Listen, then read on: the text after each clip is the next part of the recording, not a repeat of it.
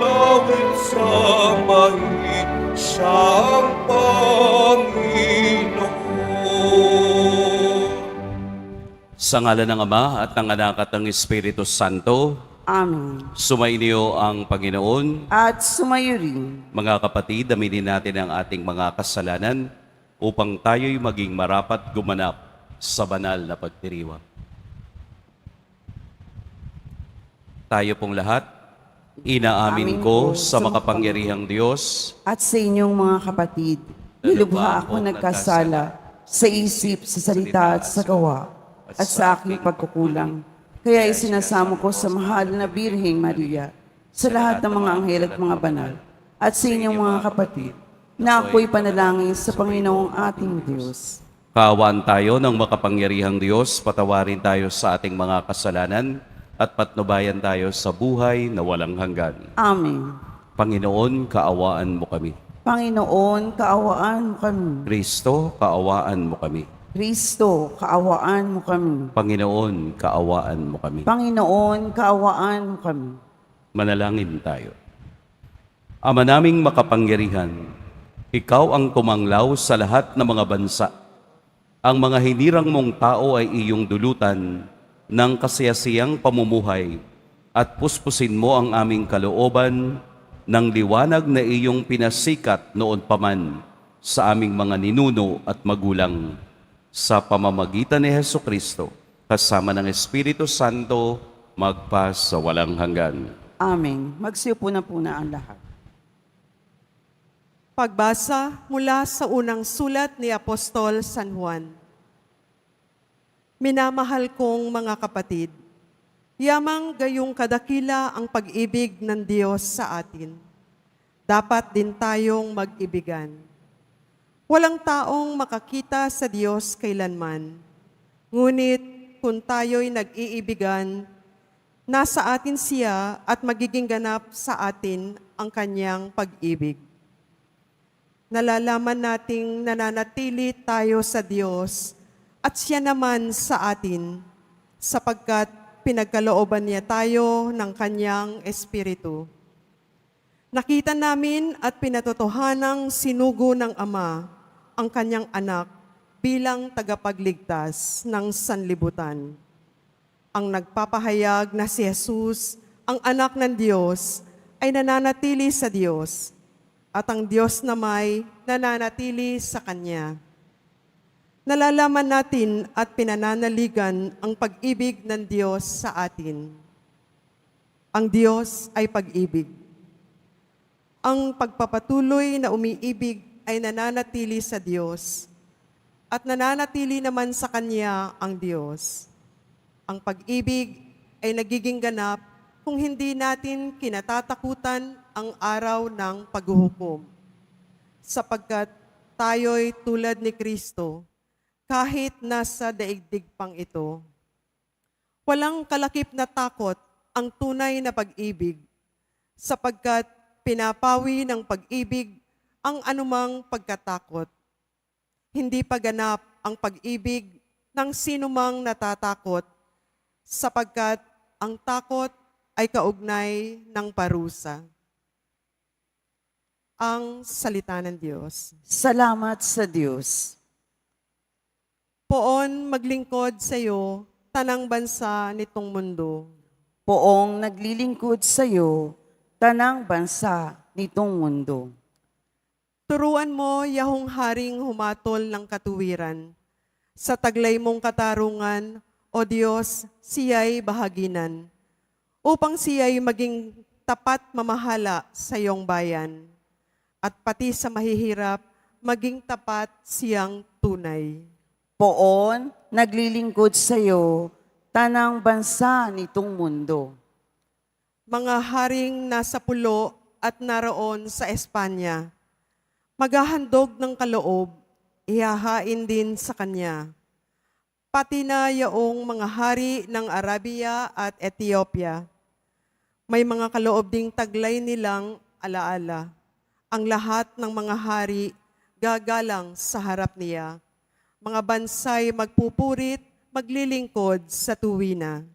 Poon naglilingkod sa iyo, tanang bansa nitong mundo. Kanya namang ililigtas ang sinumang tumatawag, lalo yaong nalimot ng mga taong mahihirap. Sa ganitong mga tao, siya'y lubhang nahahabag. Sa kanila tumutulong upang sila ay maligtas. Poon, naglilingkod sa iyo, tanang bansa nitong mundo. Magsitayo na po ang lahat.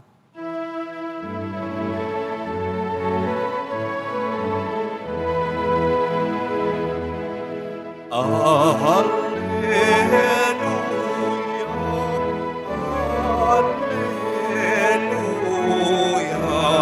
Alleluia, Alleluia. Si Kristo'y naging tao, hari ng langit at mundo, kaya't manalig tayo. Alleluia, Alleluia, Alleluia, Alleluia.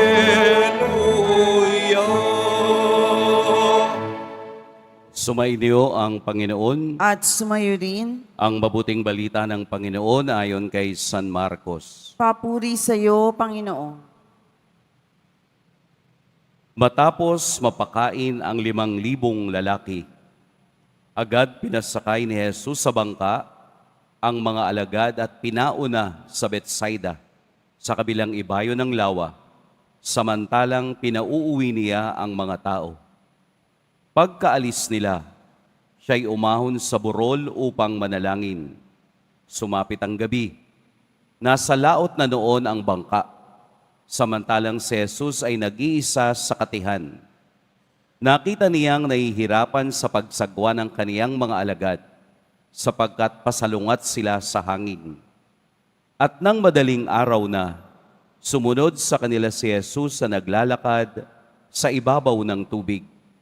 Lalampasan niya sana sila, ngunit nakita ng mga alagad na siya'y lumalakad sa ibabaw ng tubig, kaya't napasigaw sila. Ang akala nila'y multo at kinilabutan silang lahat. Ngunit agad niyang sinabi sa kanila, "Huwag kayong matakot, si Jesus ito. Lakasan ninyo ang inyong loob." Sumakay siya sa bangka at tumigil ang hangin. Sila'y lubhang nang gilalas, sapagkat hindi nila naunawaan ang nangyari sa tinapay. Hindi pa ito abot ng kanilang isip. Mga kapatid, ang mabuting balita ng Panginoon. Pinupuri ka namin, Panginoong Heso Kristo. Magsiupo muna po ang lahat. Magandang umaga po sa lahat. Magandang umaga po, Father. Atin pong purihin at dakilain ngayong umaga ang ating Poong Jesus Nazareno. Huwag kayong matakot. Ang takot po o fear ay normal, natural response ng tao sa sitwasyong mapanganib. Fear. Kapag po tayo ay natatakot, nawawala ang tamang isip at desisyon. Tama po ba? At lahat tayo ay nakaranas na ng pagkatakot. Yung iba nga hindi pa nangyayari, natatakot na. Diba? O kaya naman, tinatakot tayo nung mga hula-hula na wala pa naman, pero it paralyzes our mind to think better. Nakatatakot ang takot. Tinatanggal nito ang talino at kaisipan ng tao. Mayroon dalawang uri ng pagkatakot. Meron po yung healthy at unhealthy. Yung healthy na takot, pag alam mong nakakita ka ng cobra, ano ang ginagawa mo? So umaalis ka. So that's healthy. Yung unhealthy daw, ay yung nakaka-disrupt ng iyong isip na gumawa ng tama. Halimbawa, natatakot ka doon sa tao.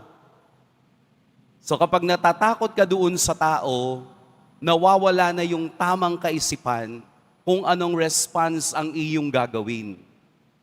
Halimbawa, sa boss mo, takot ka kasi para kang naka-apak sa numero.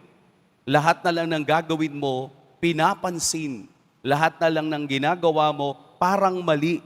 Kaya nagpo-produce ka ng takot. Ang ating ebanghelyo ay isang pagpapatunay na ang human response ng tao sa takot ay mawala ang kaniyang focus. Kaya si Jesus ay nag-assure agad sa kanila na huwag kayong matakot. Dahil sa kaniyang nakita sa mga alagad na ito, ang takot na gawa mismo ng karanasang nandoon sila. Sa ating ebanghelyo, parang normal na sitwasyon, pero mayroong ipinakikita sa atin sa likod nito. Una, bakit kailangang lumakad ni Jesus sa ibabaw ng tubig?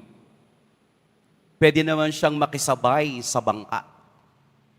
Ang sagot, nasa paanan ni Jesus kahit na ang kalikasan. Ang kaniyang pagkadiyos ay hindi pwedeng sansalain ng anumang kalikasan o natural order. Sapagkat siya ay Diyos, ipinakita niyang kahit na ang tubig ay nasa ilalim ng kaniyang kapangyarihan. Ikalawa, sa literatura ng mga Hudyo, ang kailaliman ng tubig ang tirahan ng masasamang espiritu. Kaya ipinakita ni Jesus, huwag kayong matakot dahil kung kayo ay nasa akin, hindi kayo makararamdam ng anumang pangamba sa inyong paglalakbay. Bakit kailangang madaling araw? Paano ba sila magbilang ng oras? Nung panahon na yon, binibilang ang oras sa 4. First watch, second watch, third watch, at fourth watch. Ibig sabihin, fourth watch, between 3 to 6. Ang kanilang pangingisda ay between 3 to 6. Kung saan mas makapangyarihan ang kalikasan. Sa pagpapakita ni Jesus na kahit na ang oras ay pasok at nasa ilalim ng kaniyang kapangyarihan. Muling inuulit ni Jesus sa atin ngayon na tayong mayroong mga takot sa buhay ay ina-assure ni Jesus na huwag matakot. Tayo na nakararanas ng mga alon ng buhay ay mayroong kakapitan na makapangyarihan sa lahat. Tayo na hindi makapag-isip ng tama dahil sa takot na hindi pa man nangyayari, natatakot ka na, ay binibigyan ni Jesus ng assurance na katulad ng narinig natin sa unang pagbasa. Ang pag-ibig, ang tunay na pumapawi sa anumang takot na nararamdaman ng tao. Ano ang antidote ng fear? Trust. Tiwala. Ang antidote o kalaban ng takot ay tiwala. Trust in the Lord. Sapagkat ang taong mayroong tiwala sa Diyos napapalitan ng pagmamahal dahil ito ang sandigan ng pagkakristyano. Ang palitan ng pagmamahal, ang takot na ating nararamdaman. Ang takot po ay pumapatay sa espiritual na buhay ng tao.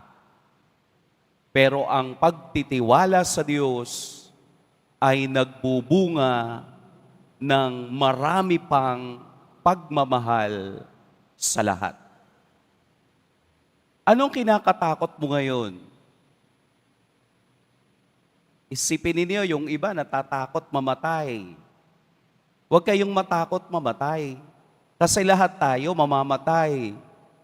At hindi tayo mapupunta sa kaharian ng Diyos kung hindi natin mararanasan ang kamatayan. Kaya nga tayo ay patuloy na humihinga upang paghandaan ang kamatayang hindi natin inaasahan. Kaya nga tayo ay patuloy na naniniwala at nagtitiwala sa Diyos dahil alam natin na sa kabilang buhay, tayo'y kanya ring sasagipin sa kawalan. Huwag kayong matakot kung mayroong problema. Dahil ito naman talaga ang tinatakbo ng ating buhay. Ang maging matatag at magtiwala sa Diyos sa mga hindi inaasahang alon ng buhay. Dahil kung may pagtitiwala sa Kanya, ang mga bagay na yan ay mapapalitan ng pagpapala. Magtiwala tayo ng mas malaki kesa matakot tayo ng buo. Mas magandang magtiwala sa Diyos dahil nakita na natin sa karanasan ng mga alagad na ang pagtitiwalang iyan ay nagbubunga ng pagkilala sa Diyos, ng pagsunod sa Diyos, ng pakikiisa sa Diyos, ng pakikiugnay sa Diyos. Dahil alam mo, within and deep in your heart, na ang Diyos ang huhulma sa ating buhay. Huwag nating hayaang maparalyze tayo ng takot na hindi natin kayang yakapin. Hayaan nating matakpan ang takot na ito ng pagtitiwala at pagmamahal ng Diyos. Pagpalain tayo ng poong may kapal. Magsitayo na po ang lahat. Minamahal kong mga kapatid, hilingin natin sa ating Ama sa Langit na palakasin ang ating pananampalataya at tulungan tayong mapaglabanan ang ating mga takot. Ama, maging lakas ka namin. Ama, maging lakas ka namin. Ang simbahan sa buong mundo naway magpakita ng malalim na pananampalataya sa Diyos na ating Ama na siyang nagpapatnubay sa mga pangyayari sa mundo. Manalangin tayo.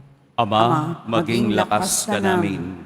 Tayo naway lumago sa pananampalataya at sa gayon ay magtiwala tayo sa mga bagay na ating inaasam at nakatitiyak sa mga bagay na hindi nakikita.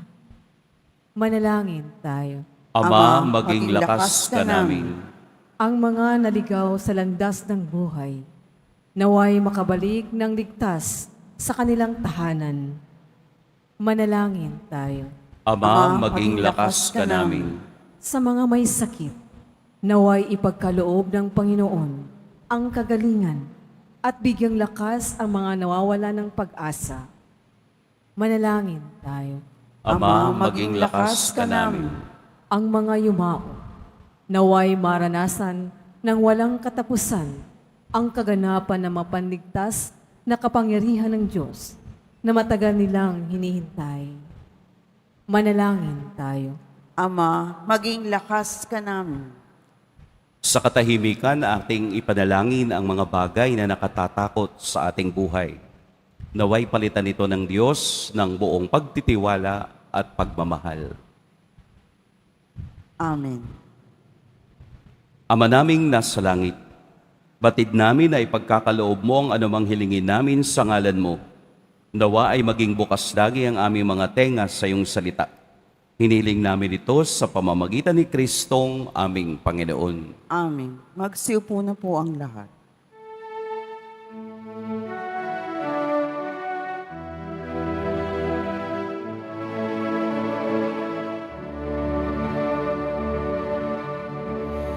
Salamat sa iyo, aking Panginoong Yesus. Ako'y inibig mo at inaking ang tanging alay ko sa'yo, aking Ama, ay buong buhay ko, puso at kaluluwa.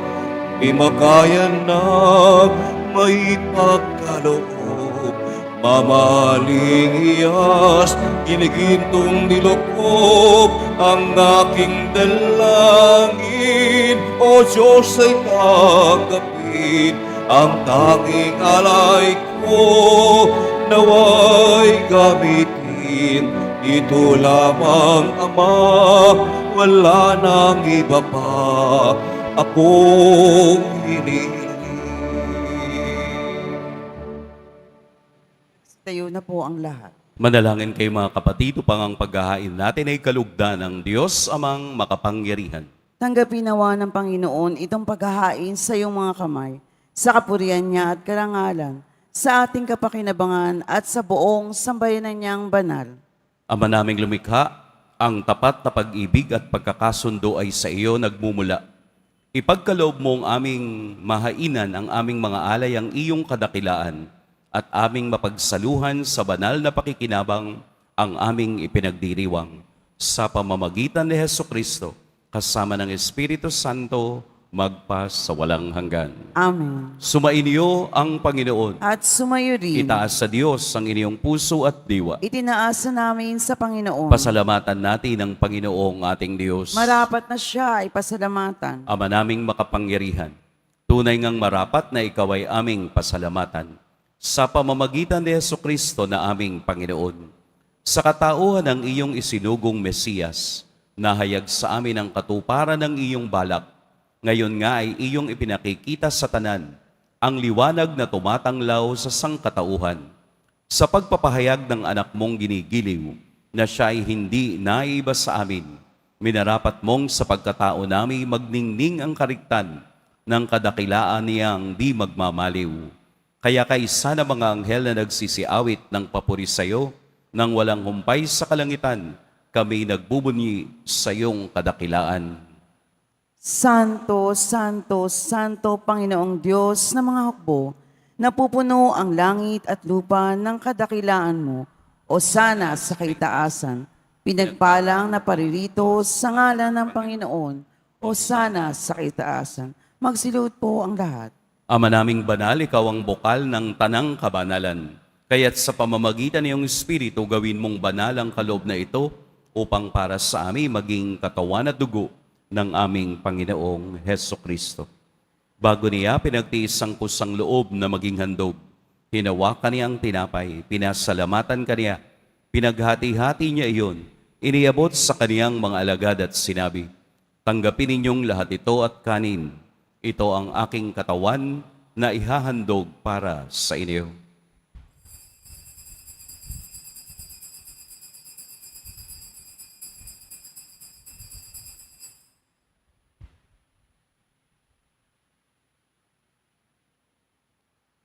Gayun din naman, noong matapos ang hapunan, hinawakan niya ang kalis, muli kaniyang pinasalamatan, inabot niya ang kalis sa kaniyang mga alagad at sinabi, tanggapin ninyong lahat ito at inumin, ito ang kalis ng aking dugo. Nang bago at walang hanggang tipan, ang aking dugo na ibubuhos para sa inyo at para sa lahat, sa ikapagpapatawad ng mga kasalanan.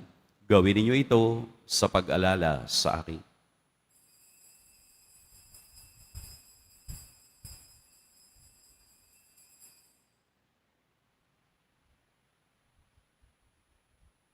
Magsitayo na po ang lahat. Ipagbunyi natin ang misteryo ng pananampalataya. Si Kristo'y namatay, si Kristo'y nabuhay, si Kristo'y babalik sa wakas ng panahon. Ama, ginagawa namin ngayon ang pag-alala sa pagkamatay at muling pagkabuhay ng iyong anak. Kaya't iniaalay namin sa iyo ang tinapay na nagbibigay buhay at ang kalis na nagkakaloob ng kaligtasan. Kami nagpapasalamat dahil kami iyong minarapat na tumayo sa harap mo para maglingkod sa iyo.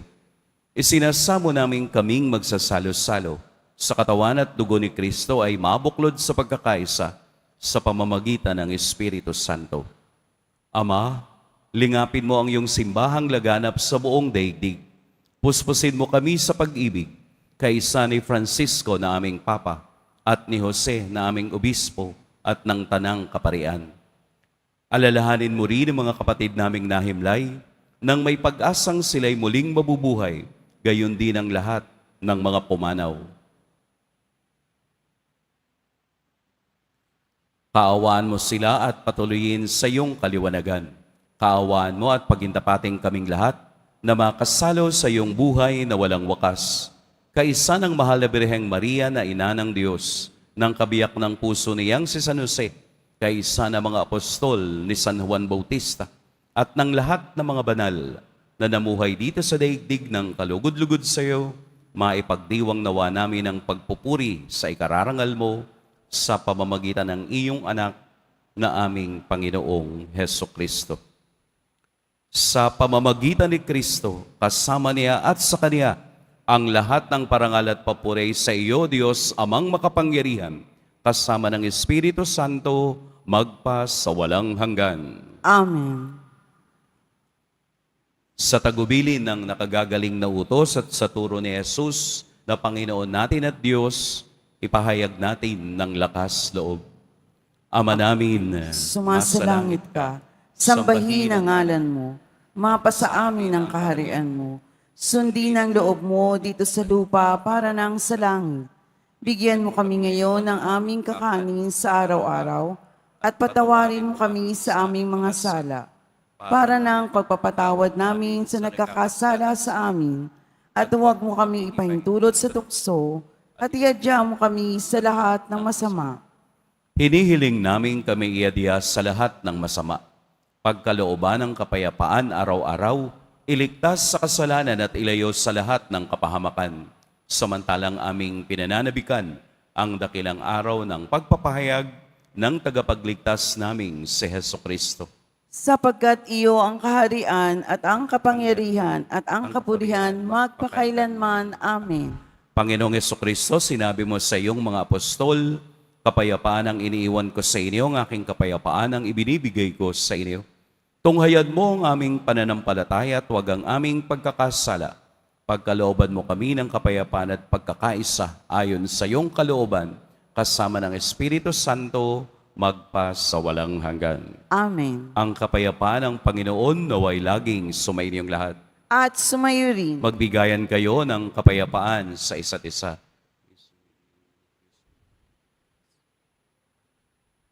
Kordero ng Diyos na nag-aalis ng mga kasalanan ng sanlibutan, maawa ka sa amin.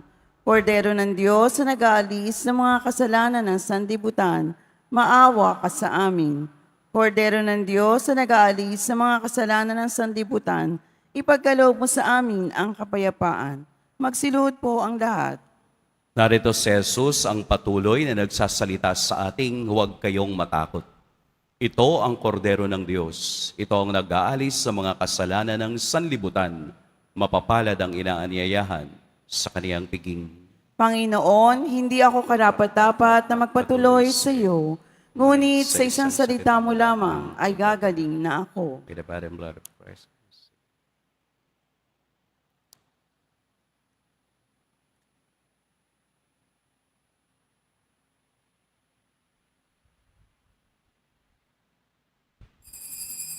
Para sa lahat ng tatanggap ng banal na komunyon, sasagot po tayo ng amen pagkasabi ng pari o ng lay minister ng katawan ni Kristo at isubo agad sa bibig bago umalis sa harapan ng pari o lay minister.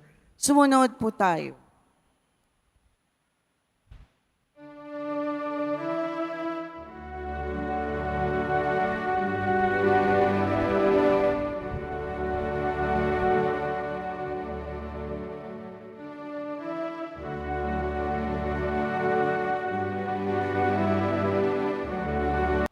Ama naming mapagmahal, kaming pinagsalo mo sa iyong banal na piging, ay papakinabangin mo sa iyong dakilang pag-ibig ngayon at kailanman, upang pagkalipas sa mga kaloob mong pangsamantala, makamtan namin ang aming inaasahang pangmalagian sa pamamagitan ni Hesukristo, kasama ng Espiritu Santo, magpas sa walang hanggan. Amen. Sumainyo ang Panginoon. At sumayo rin. Yumuko kayo para sa pagbabasbas.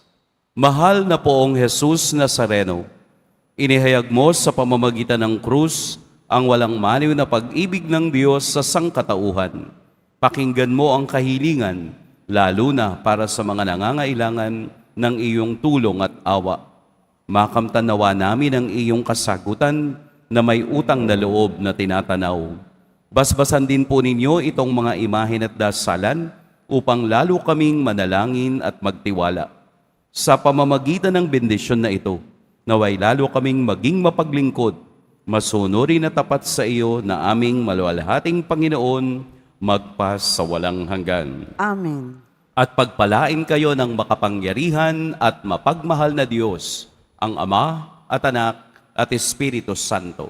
Amen. Humayo kayong taglayang kapayapaan ng poong Jesus Nazareno. Salamat sa Diyos.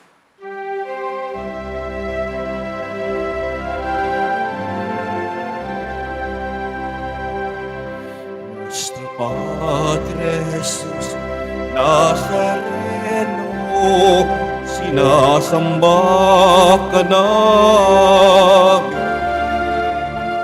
Pinipinto ka namin, aral mo ang aming buhay at kaligtasan.